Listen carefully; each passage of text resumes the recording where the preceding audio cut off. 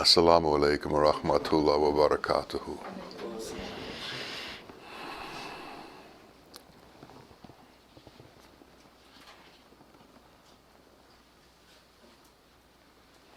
People live many different kinds of lives in this world. And for the most part, they live the life that they were born into. They repeat the life of their parents. They repeat the life of their culture, their subculture. They repeat the life that has been lived previously by those that they have been in contact with since their birth. It keeps them in a place, and it gives them a sense of comfort. When the Prophet would come to new people, one of the responses that he often got was, "We don't need what you're telling us. We have what our parents and our parents' parents told us, and that's sufficient for us to live. We don't need anything new." Well, that's a problem for those people, because they did need something new. And it's a problem for most people. They need something new. People are not necessarily put into the position where wisdom is offered to them, and where explanations as to reality is offered to them. There is a difference between ritual and reality. There is a difference between repetition of ritual and entrance into reality. And we have to understand this difference, and we have to apply that difference to ourselves. Repetition of ritual does not necessarily make you real, and we need to become real. And we need to understand what real means. And real means that we exist in the framework of God's reality, that we exist in the framework of Allah's qualities, that we exist in the framework of truth and justice, that we exist in the framework of that which is holy. And that's the only place where reality exists. And if we exist anywhere other than that, we are not real. And if we are not real, how can we possibly begin to grasp what is real? So Allah, who of course understands this, sends lifelines. He sends people to catch people and bring them out of the places where they are caught and where they are living their life in the illusion that there's truth there when there's not, to bring them to a place where truth actually exists. In this world, there are lots of con men. Men who tell you that things are so, but in fact, they aren't so. The entire world of advertising is based on convincing you that you need something that you don't need. That something that you don't need is going to save your life. And the truth is, it's not going to save your life. It's not going to do anything for you. It's just going to differentiate you within the world of illusion somehow. It's going to make you different than everybody else in the world of illusion, in the world of things, in the world on the physical plane. Now, people talk about spirituality, and they talk about life being a spiritual existence. Well, to do that, we have to separate ourselves off from the elemental and the material. And when I say separate ourselves off, I mean stop paying so much attention to it. The things that you pay attention to are the things that make up your life. And if you pay attention to things that aren't real, you create a life for yourself that isn't real. It may seem real, but it isn't. And we need to know the difference of what's real and what's not. And our teacher told us in very simple terms how you can discover what's real and what's not. He said, give it a simple test. If it's eternal, it's real. If it fades away, it's not. So, we have to look at what we are involved with. And is what we're involved with eternal, or is what we're involved with temporary in its nature and something that disappears? The more that the things that disappear are on the forefront of our consciousness, the more that we pay attention to those things and give them credence, the less real our life is. And we need to understand that. So we need to find what is real and somehow make that what's in the forefront of our consciousness. Allah tells us in the Quran, and He tells us over and over and over, don't believe in things that are of no use to you. Don't believe in things that can't help you. Don't believe in things that can't save you. Don't believe in things that can't guide you. Don't give yourself over to things that cannot bring you to truth.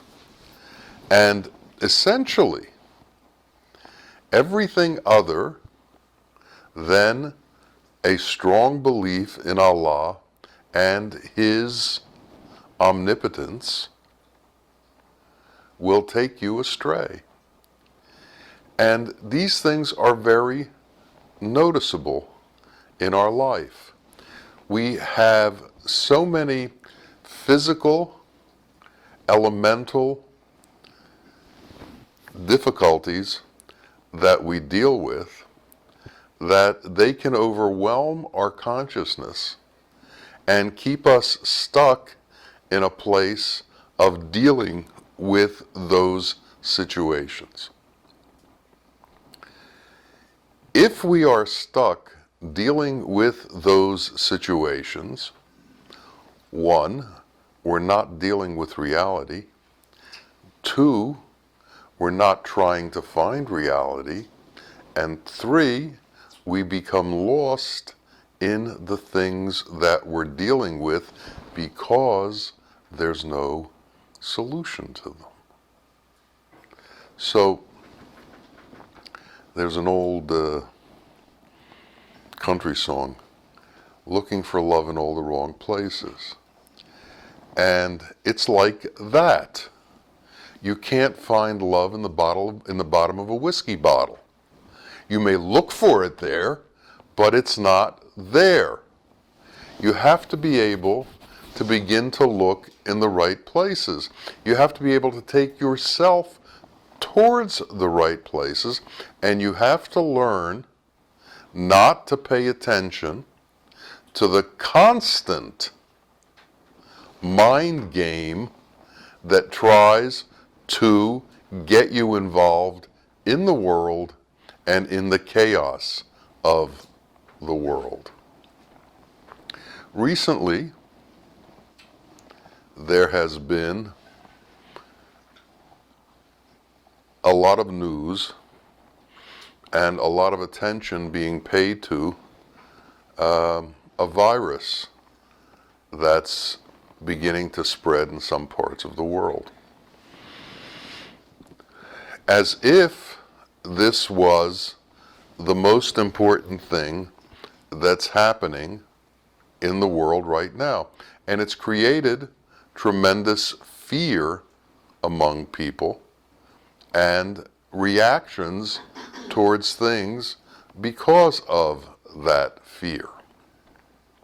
But the virus is only one example of what can happen to you if fear overwhelms you. They're now trying to post statistics as to what percentage of people who get this virus actually die. And right now, it's somewhere between 1 and 10%, according to the scientists. But the fear seems to be such that if you go anywhere near this, you're done. But the fear has nothing to do with the reality. The actual reality is that what everybody's afraid of because of this virus is an inevitable part of life, period. And whether it comes by way of the virus or whether it comes by way of you've lived long enough, that inevitable situation is going to come about. And if you fear that inevitable situation, you can't become real. That fear keeps you from becoming real. So that fear has to be replaced with faith and surrender. And with faith and surrender to what? Faith and surrender to the fact that doctors and scientists will find a cure? Or faith and surrender to the fact that part of the plan in creation is that we're born and that we die and we go through a process and we return to our Lord, and we have to be prepared to be with our Lord. Now, either we prepare for that or we prepare for this world. Where is our intention? Where have we set our intention? Who have we given our allegiance to? What do we believe in? Do we believe that there is an immortality in this world? Or has the plain proof that we've seen every day enough to convince us that there is no immortality in this world, that the world is a dead end, literally? And can we accept that literally?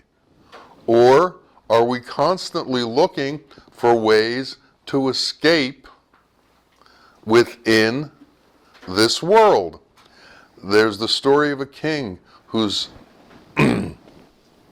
astrologers told him he was going to die within 3 days. So he decided that he would be taken to a mountain far from his palace and be hidden in a cave so that the angel of death couldn't find him. and his men took him, and they finally got him to this faraway place, and they closed the door in the cave, and he was relieved because it was just 3 days. And as he stepped into the cave and the door was closed, the angel of death looked at him and said, "I didn't understand why God sent me to this place where no people are." And you can't escape the reality of this existence. And part of that reality is that this phase of this existence ends, and there is another phase to this existence. The Buddha says that if someone comes to strike you and you fight back, you would be better off if you had been killed by him than if you fought back. Now, this seems to be a pretty severe statement, and it seems to go beyond the bounds of reason. And by the way, it isn't agreed with necessarily in all of the various holy ways. However, if you look at it from the perspective of the fact that this life is not the end of the process, that it's an ongoing process, you might understand the fact that the Buddha's advice that you not lift your hand takes you to a better place as the process continues. So what we do and how we act and the things that we consider important have to take into consideration that the process continues, and this is not an end state. And what these eyes see as an end state is not an end state. It is the beginning of a transformative process that takes you into another state. A friend of mine, some of you know him, his name was Mitchell, and he was going in to get an operation, and I think he knew he was going to die. And he did within a few days after the operation. It wasn't very successful. But I met with him the night before he went into the hospital, and he said to me, "I am about to take the greatest adventure of my life. I'm going into the next phase." And he knew that, and he was aware of that, and he was ready for that. Now, none of us know when the end comes, and it's kept as a secret from us. And nor should we act as if the end is coming. But we should be prepared for the next phase in our existence. We need to live a life that believes that there is more than what meets the eye. If we talk about a spiritual life, we must understand that that's without a physical body. Spiritual means without a body. So there are things that are going to go on without the body. Think about your thought process. What's that have to do with your body? It just goes on. We need to become entrenched in faith and in surrender, as opposed to the things that have to do with the elemental world. We need to become entrenched within the qualities that are not elemental. We need to understand them, And we need to understand that the only reality is in that which we cannot see. The only reality is in what doesn't appear to be real. The only reality is the ephemeral that is beyond the senses. The only reality is outside of what the world holds dear. The only reality is hidden in plain sight right in front of us. It's always there with us, just as Allah is always there with us, but we can't see him, yet he's closer to us than our own jugular vein. He's closer to us than anything we can imagine. He knows more about us than we know about ourselves. He sees the reality of who we are, and he is here to help us. Now, if we believe that, and if we believe that he is the Lord of mercy and the Lord of compassion, and if we know that life in its own way leads to the demise of this physical appearance, then what is it that we fear? Do we fear the loss of the body? Do we fear the loss of our power within this world? Do we fear the loss of our possessions because we no longer can control them? What is it that we fear? And can we understand that what is coming for us in the next phase of this existence is greater than anything that we can have imagined in this phase? Now, we don't need to see and understand what's next. We just need to have the faith that Allah has taken care of what's next for us, and that it's going to be merciful, and that it's going to be compassionate. And if we can do that, we can let go of the fear that drives us in this world. We can let go of the uneasiness that we have with all the chaos that's constantly in this world. We can remove ourselves from that and find a place of peace. Otherwise, we keep ourselves trapped to the vagaries of this illusion that is constantly swirling around us. And these ideas that are constantly swirling around us. On one side, you have people trying to replace religion with a scientific analysis that some people have labeled Marxism or communism, that by doing what's appropriate in the world, you've reached the penultimate of what you can do as a being. Others say that this economic approach to existence is demonic because it doesn't have anything to do with that which is eternal. It has to do with supplying needs that are supposed to feed this temporary manifestation, as if that was the most important thing in existence. We need to get away from these kinds of ideas. We need to pull ourselves out of the political world to where that is what controls us. We need kind and benign rulers, no doubt. But we also need men of substance whose faith is strong and who understand the difference between this world and the next.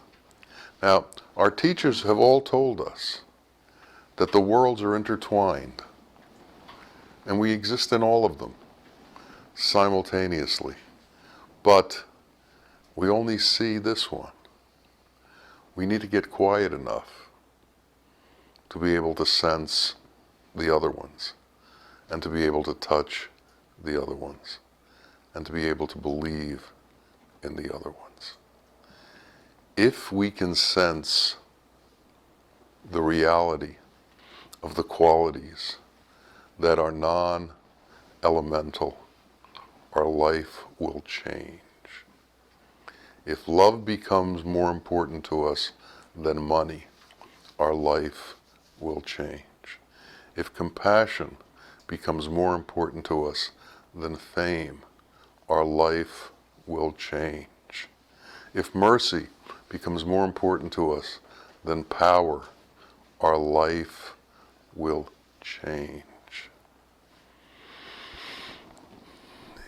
We have to understand that when Allah created us in His image, He created us in the ability to have His qualities. And what can be a greater gift than to share in the very nature of what Allah is? And the very nature of what He is mercy and compassion. And if we can integrate that into our being, we can integrate ourselves into the essence of our Lord.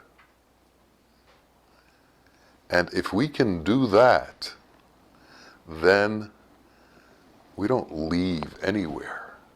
We're there, and we just continue to be there. And that's the difference between fear and peace.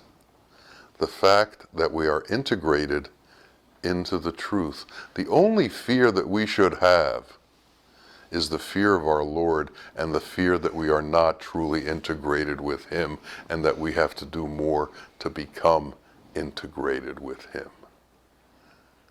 If we can accomplish that, then we've accomplished the purpose that we've been set out for in this world.